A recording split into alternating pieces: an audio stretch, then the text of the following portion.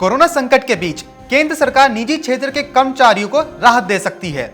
सरकार बजट में निजी क्षेत्र के कर्मचारियों को भी नेशनल पेंशन स्कीम यानी एनपीएस में 14% हिस्सेदारी पर कर छूट देने की घोषणा कर सकती है। अभी एनपीएस में 10% हिस्सेदारी पर कर छूट मिलती है। सरकारी सूत्रों ने यह जानकारी दी है। अगले वित्त वर्ष के दौरान भारतीय अर्थव्यवस्था में 8.9% की दर से वृद्धि होगी। आईएचएस मार्केट ने शुक्रवार को कहा है कि चालू वित्त वर्ष की तीसरी तिमाही अक्टूबर से दिसंबर के दौरान आर्थिक गतिविधियों में उल्लेखनीय सुधार हुआ है। ऐसे में इस वर्ष अप्रैल से शुरू हो रहे वित्त वर्ष के दौरान इकोनॉमी में तेज उछाल स्वाभाविक है।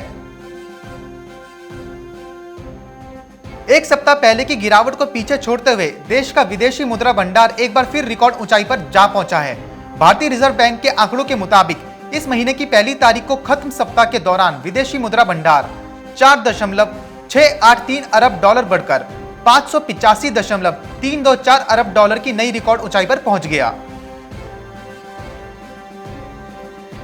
पब्लिक सेक्टर के देश के सबसे बड़े बैंक भारतीय स्टेट बैंक ने नए साल में नया घर लेने की सोच रहे लोगों को जबरदस्त तोहफा दिया है। बैंक ने होम लोन पर ब्याज दरों में 0.30% की जबरदस्त कटौती की घोषणा करी है। इसके साथ बैंक ने प्रोसेसिंग फीस पर 100% की छूट का ऐलान किया है। शेयर बाजार में बीते 11 सालों का रिकॉर्ड तोड़ दिया है। यह लगातार 10वां हफ्ता रहा जब सेंसेक्स बढ़त के साथ बंद होता हुआ नजर आया। इससे पहले जून 2009 में इतनी लंबी साप्ताहिक बढ़त दर्ज की गई थी। बाजार विशेषज्ञों ने बताया कि तीसरी तिमाही में कंपनियों की अच्छी कमाई की उम्मीद और कोरोना का टीका आने से निवेशकों ने जबरदस्त उछाल है। वैश्विक बाजार में भी तेजी के साथ घरेलू बाजार को मिल रहा है। जल्द ही निफ्टी 14,500 और सेंसेक्स 49,000 के स्तर को छू सकता है। आरबीआई और जीएसटी से लेकर आयकर विभाग तक की नजरें पर चढ़े बिटकॉइन की चौतरफा निगरानी का दायरा बढ़ता ही जा रहा है। अगर किसी ने बिटकॉइन में निवेश किया है तो उसका जिक्र आयकर रिटर्न में जरूर कीजिए।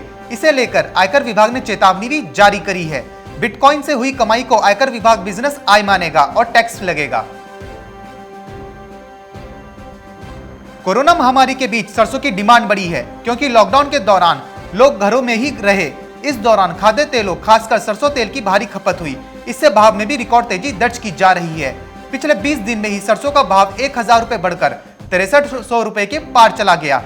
आगे भी इसमें बढ़त का ही अनुमान है क्योंकि नए फसल के आने में अभी 1 से 1.5 महीने का समय बाकी है। सरकारी आंकड़ों के मुताबिक चालू वित्त वर्ष 2020-21 में भारत की जीडीपी में 7.7% की गिरावट का अनुमान है। इससे पिछले वित्त वर्ष 2019-20 में आर्थिक वृद्धि दर 4.2% रही थी। राष्ट्रीय सांख्यिकी कार्यालय द्वारा जारी राष्ट्रीय आय के पहले अग्रिम अनुमान में कहा गया है कि कृषि को छोड़कर अर्थव्यवस्था के लगभग सभी क्षेत्र में गिरावट आएगी। बर्ड फ्लू के बढ़ते प्रकोप के चलते राज्यों में पक्षियों की मौत का सिलसिला लगातार जारी है। हरियाणा में बर्ड फ्लू की पुष्टि हो गई है। ऐसे में बर्ड फ्लू को फैलने से रोकने के लिए हरियाणा सरकार ने पंचकुला जिले में 5 पोल्ट्री फार्मों में 1,66,128 मुर्गे मुर्गियों को मारने का निर्देश दिया है। प्रधानमंत्री मोदी और वित्त मंत्री निर्मला सीतारमण के साथ मीटिंग में देश के प्रमुख अर्थशास्त्री ने आगामी बजट को देखते हुए सलाह दी कि उनमें कुछ खास चीजों पर आयात शुल्कों में कमी करना, कोविड-19 को देखते हुए बैंकों की रिकैपिटलाइजेशन और निजीकरण को बढ़ावा देना प्रमुख है।